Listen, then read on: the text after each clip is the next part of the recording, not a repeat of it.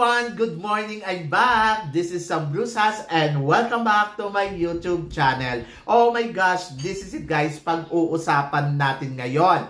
Makuha kaya niya ang corona? Kung ano to? Yan ang tatalakayin natin ngayon. But before anything else, hello Philippines and hello beautiful people. Mabuhay! Kamusta kayong lahat? Sana lahat po kayo ay okay at safe ngayong araw na to. At syempre sa lahat naman ng mga bago nating subscribers dyan, hello po sa inyo lahat. Maraming salamat guys sa pag-subscribe ninyo. Syempre dito sa channel ko at syempre sa lahat naman ng makamamasam dyan na laging sumusuporta dito araw-araw, lagi-lagi. Maraming salamat guys sa inyong lahat. Syempre, usapang Atisa Manalo, panalo tayo ngayon. So kahapon nga naganap na ang homecoming parade ni Atisa Manalo na kung saan naman talaga pinagkaguluhan siya ng bonggang-bongga. So yung salubong sa kanya ng mga tao sobrang init, no? So dahil niya pananalo ng Miss Universe Philippines kung tutuusin.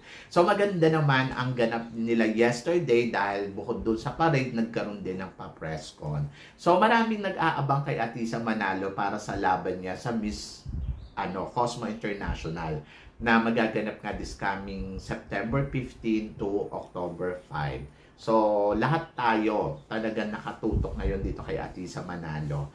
So, sinabi ni Atisa Manalo sa kanyang press con yesterday na isa to sa mga talaga naging highlight ng usapan ang paghahanda na gagawin niya para sa laban niya sa Cosmo International.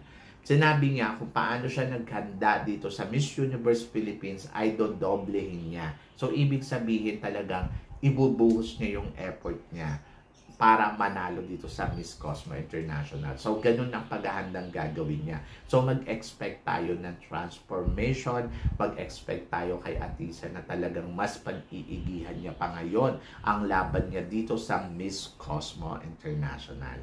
So, ako para sa akin, naniniwala naman ako kay Atisa Manalo na kaya niyang manalo at kaya niyang masungkit ang corona ng Cosmo International. Pero syempre, kailangan talaga ng masusing paghahanda, kailangan talaga ng matinding trabaho, at higit sa lahat, syempre, kailangan may destiny and luck. Kasi kung hindi naman para sa kanya yan, wala tayong magagawa. Ang tanong ng lahat, para kay Atisa Manalo nga ba ang corona ng Miss Cosmo? Kung ako tatanungin mo, yes. Para kay Atisa Manalo. At parang feeling ko, itinakda si Atisa Manalo na maging Miss Cosmo. Bakit? Bakit hindi siya nanalo Miss Universe Philippines? Bakit Cosmo ang pinili niya? Sa kabila na pwede naman niyang piliin ang Miss Supranational na isa yun sa mga pwede niya talagang labanan. At bakit ito ang pinili niya kung ano pa yung corona na medyo parang bago lang at mababa, sinasabi nung iba. Pero kasi ang Miss Cosmo kasi isa itong promising title na kung saan talaga binupush, kumbaga pinupush na parang maging isang malaking pageant. So, hindi pa man siya nagsisimula, parang kung iisipin mo, wow, ang laki ng Cosmo, di ba? Bula do sa papremyo at kung talagang totoo to, yung ganitong gagawin nilang papremyo, sana syempre makonsistent nila yung pageant at bukod doon, talagang ito ang magiging banta talaga sa malalaking pageant katulad ng Miss Universe, katulad ng Miss Grand. Kasi syempre maraming magsisalihan kapag nakita nilang maganda ang production, tapos malaki ang papremyo, plus nag-continuous talaga siya ng tuloy-tuloy. So marami talagang mga magsisalihan dyan. And then, tingnan natin kung ano ang ipapakita ng Miss Cosmo. Kung ito nga ba ay kakabog talaga o ito ba talaga ay isa sa mga magiging isang malaking pageant na magaganap sa history ng pageantry. At bukod doon, I think madali siya magiging major pageant, di ba? Lalo na pag pinanalo nila si Miss Philippines. Kaya lahat tayo ay hoping talaga na makuha talaga yung titulong to. Yung iba sinasabi, Diyos ko, ano ba naman title na yan? Ang Cosmo po ay isa po sa mga another term na word ng universe. Di ba?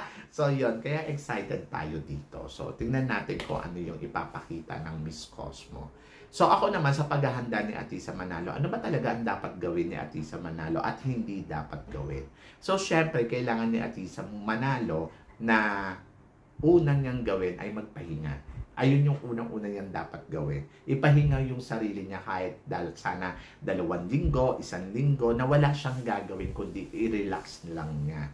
Para kasi syempre mabago yung sistema ng ikot ng kanyang yung syempre yung health niya, kailangan din talaga may pahinga para alam mo yun, pag dumating ng September, talagang yung banat niya talaga todo-todo. Pwede naman siya mag-start ng training siguro mga 3rd week na ng July. So kailangan niya magpahinga at least 1 month or siguro 3 weeks, ganon. So, tigilan niya muna yung mga guesting para at least makita sa kanya yung transformation na tinatawag. And then, pangalawa, syempre, pagplanuhan ng maigi kung ano yung magiging ganap niya. So, mas gusto ko kunin nilang glam team, yung glam team na kinuha nila doon sa Vietnam kasi mas parang panalo tong magtrabaho, mas panalo yung mga ganap at styling niya. Alam kung paano dadamitan si Atisa Manalo. So, sana ayun yung makakulab nila.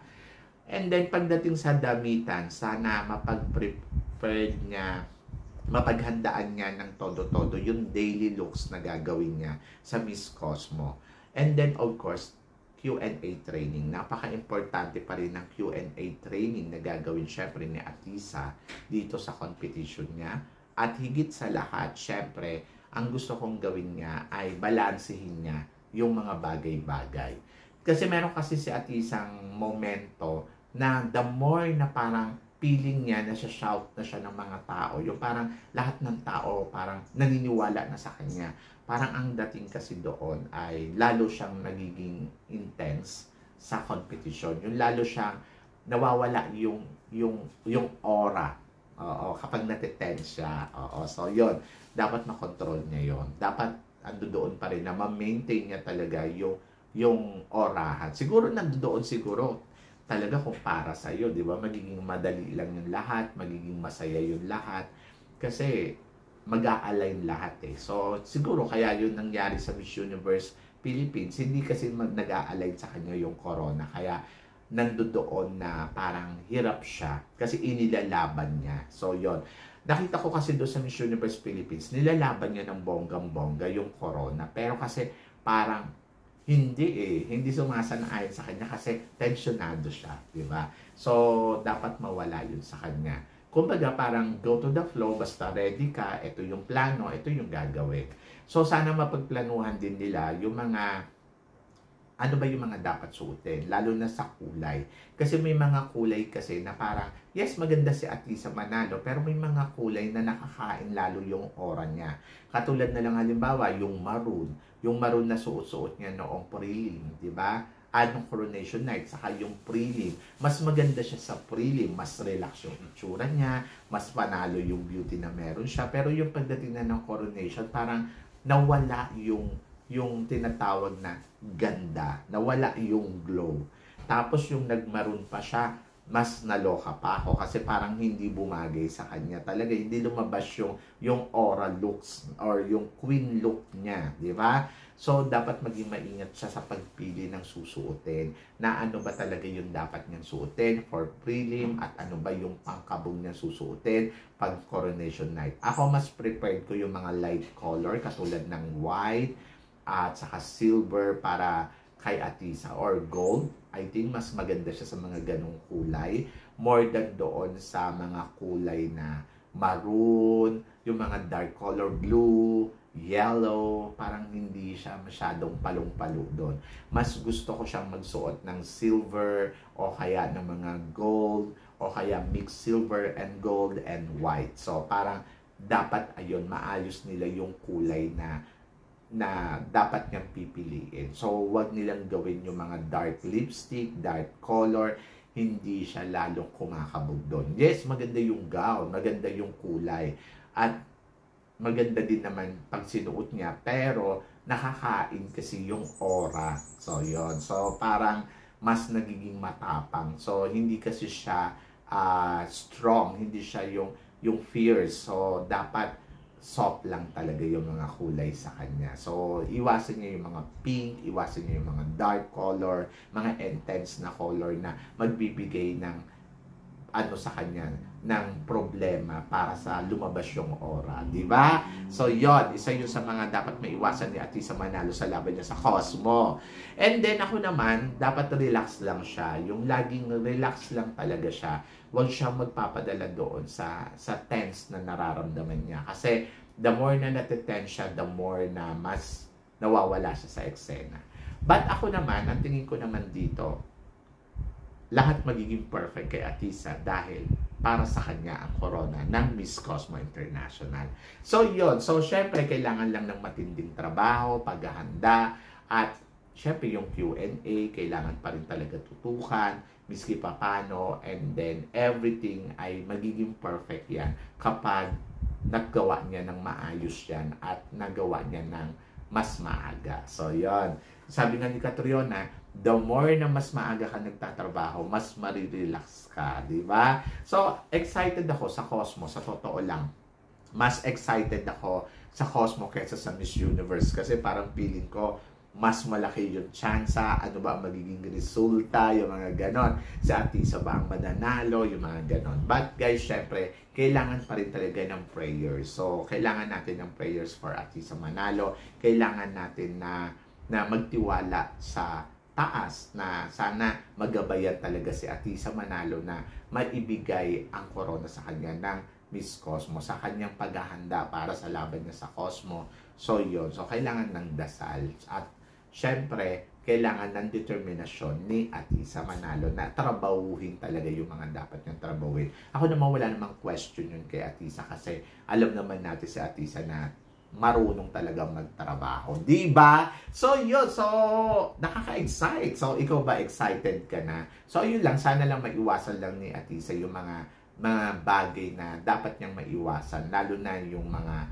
paano ba siya pipili ng damit, evening gown. Ang sabi nila, dapat daw iba naman daw ang magdamit kay Atisa, hindi daw si Michael Flores, si Michael Cinco. Ako naman, para sa akin, okay lang si Michael Cinco, pero sana mapag-aralan ni Michael Cinco kung paano niya ipapanalo si Atisa Manalo sa laban doon sa pagdating sa evening gown. Sana makakreate siya na bonggang-bonggang gown talaga para kay Atisa Manalo. Diba? So, yun. So, kayo guys, ano guys ang masasabi ninyo dito sa pinag-uusapan natin ngayon? I-comment below ninyo. Ano nga ba mga dapat iwasan ni Atisa Manalo? At ano ba mga dapat gawin ni Atisa Manalo para manalo dito sa Miss Cosmo International for 2024? So, comment below para at least ma-share mo naman kung ano ang thought mo para kay Atisa Manalo. Panalo! So, yun! So, guys, kayo guys, ano guys ang masasabi ninyo? Syempre, don't forget to click like and subscribe my channel at i-click nyo na rin po ang notification bell para lagi kayong updated syempre sa aking mga chika. Sabi ng ganon, always keep smiling and always think positive. Walang imposible guys, magtiwala lang tayo sa itaas. Kaya guys, hanggang dito na lang, hanggang sa muli nating chikahan! Paalam! Thank you guys! Thank you.